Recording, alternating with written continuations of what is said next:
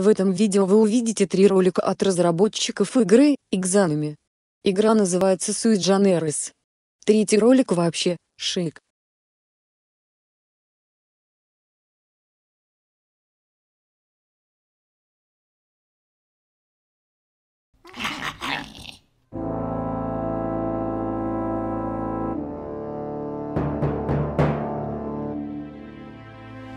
Hi, my name is Marek Evans. My friends and I recently started a company called Bare Metal Entertainment, and we're developing an RPG, Sui Generis. This game is something we've been wanting to do since we were teenagers. Back then, technologies were changing really fast, and in our naivety, we thought that anything was possible. We played a lot of open-world RPGs, and we imagined that soon these would be very realistic simulated worlds. We got really excited about this, and it became our life's ambition to make such a world. This is our prototype. There's not much in terms of content yet. Our focus has been on function and tools that are a bit too technical for this video. But I think what we can show you is enough that you can realize its potential. Here you can see some rigid body dynamics and some very unique technology. Everything uses accurate physics. Most importantly, accurate collisions. This isn't boxes and cylinders. Things are what they look like, and the way things snag and tumble adds incredible realism. The best thing is that we don't need to do anything to get this working. These are just standard 3D models, and we get all this completely automatically. That's our entire development philosophy. To make this game with a small team, we need a completely plug-and-play development environment. We can't afford to spend hours on every little thing. Our lighting works in the same way. This is a light source. All lighting and shadows are fully dynamic, even in direct lighting. These are the foundations that support our tools and workflow. We can create our game world in real time while playing. We have tools for making models, textures, materials, environments, and effects. They're all built in, and we can see the final result of what we're making interactively. Now we get to the most important part. Characters are animated by muscular contractions, highly dynamic behaviors, and physical forces. The gameplay implications of this are truly vast, and it really brings our characters to life. As you can see, I'm actually physically parrying blows with my weapons. The effects of every blow are based on actual forces and collisions. There's no knockdown effect. The force of the blow caused me to lose my balance.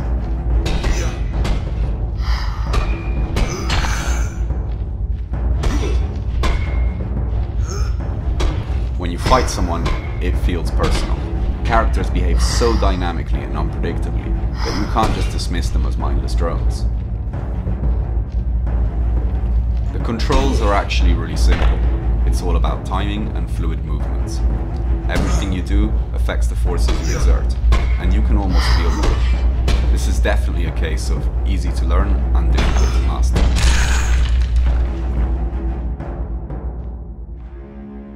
While the skeleton reassembles, I'm putting it in slow motion, so you can see what's going on a little better.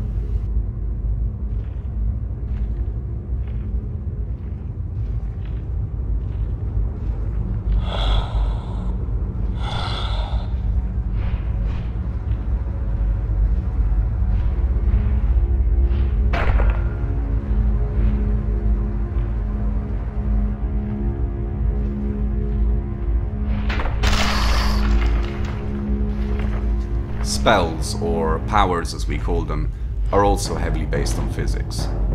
This is a basic and not very spectacular power, but they're coming soon.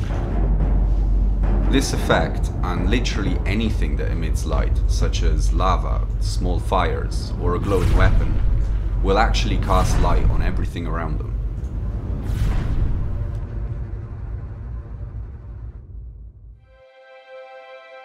And here we have the great outdoors.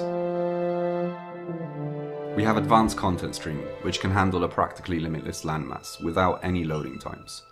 You can move around the game world seamlessly. Like everything else, our terrain can be edited interactively with simple tools. We can do anything from procedurally generating a large landmass to fine detail work. It's quick and easy, no special skills are required. As you sculpt the basic shape, the system works in the background to build detailed rocks, stones, vegetation, etc. And you can then also modify these things by hand.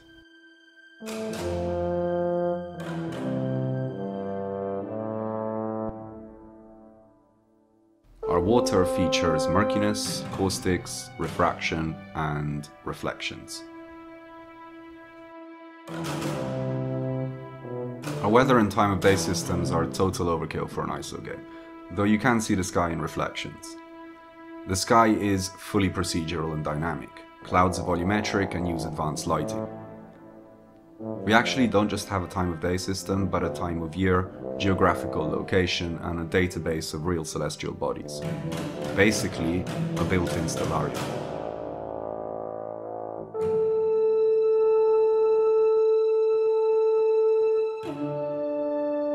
So far we have rain and thunderstorms.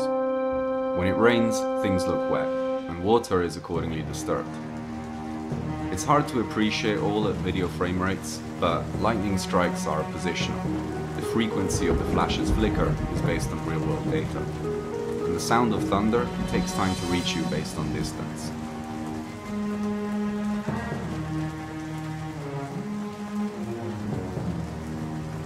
You might take a lot of what you see for granted, but consider that I programmed everything myself. There's no third-party technology. Graphics, physics, audio, user interface, all the backends. I wrote every single line of code. This is actually also a huge advantage because I'm intimately familiar with every detail. Making changes, adding features, or just trying things out is something we can do very easily.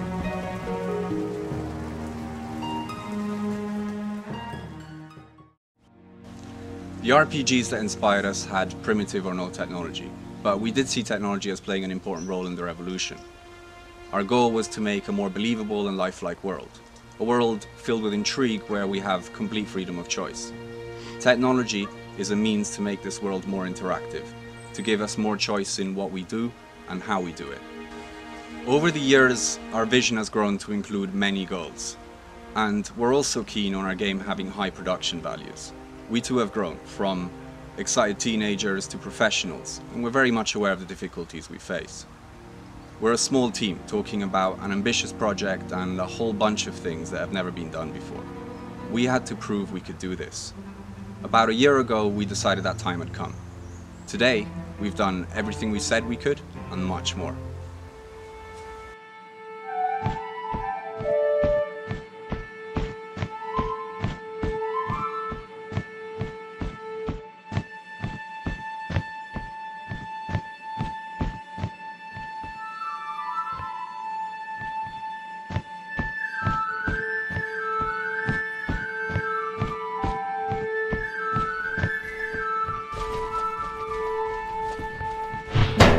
Yeah.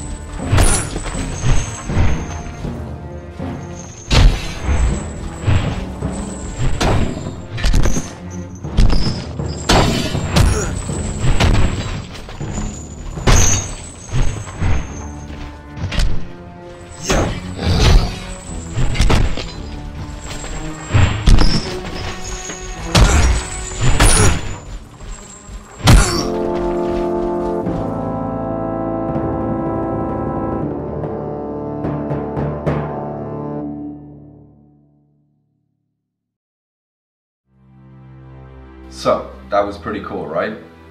We did this while working full-time jobs, and we've also been separated by long distances. We now have almost everything we need. What we're missing is to be able to work together as a team and dedicate all our time and energy to this. I know the focus has been on technical stuff.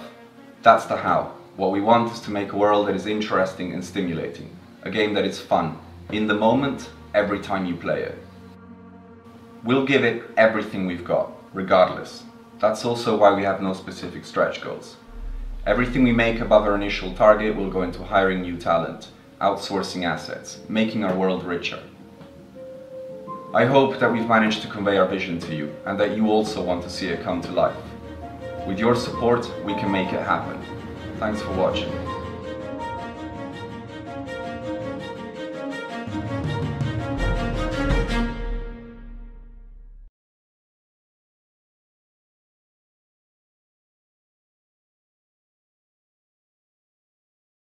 Hi, I'm Kieran.